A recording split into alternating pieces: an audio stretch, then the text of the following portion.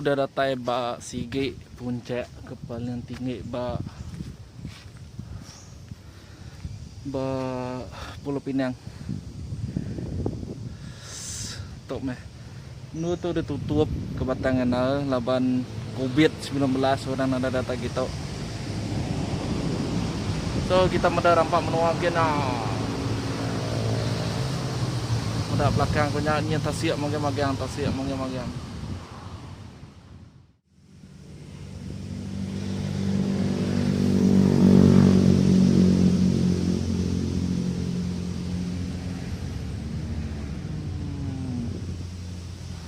So tu ajak naule lama di tau laban naren tur pedak tai tu kayunya tinggi-tinggi magiang lama tu tawas ya di tebas orang. Oh, untuk pemandangan hari Anjung Indah Pulau Pinang. Anjung Indah Pulau Pinang.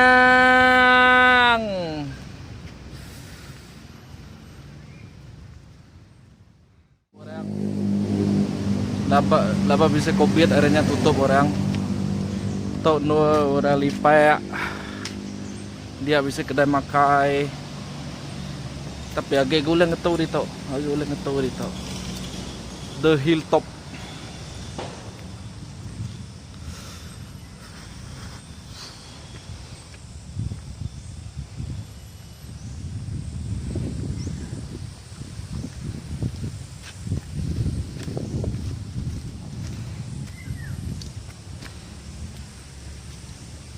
Nyunur lipat. Ada jalan kia tutup orang. Sayau.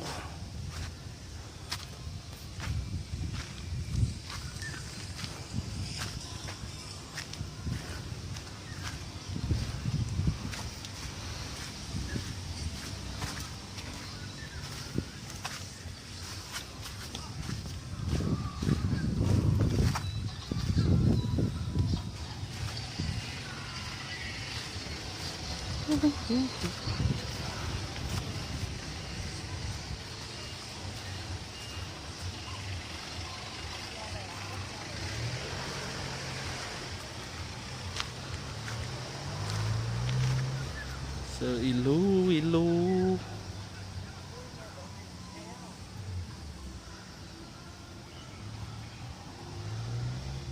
Oke. Nang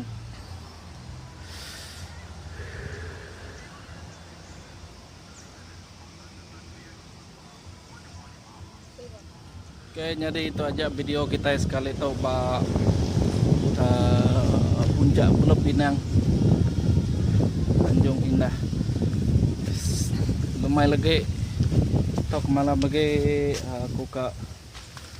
kuka namanya berjalan ba Esplanade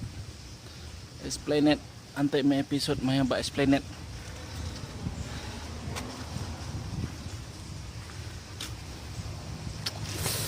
Oke, nyajak saya menu tu. Batang namanya Ahmad tu. Jadi kita ngika bagu Anjung Indah.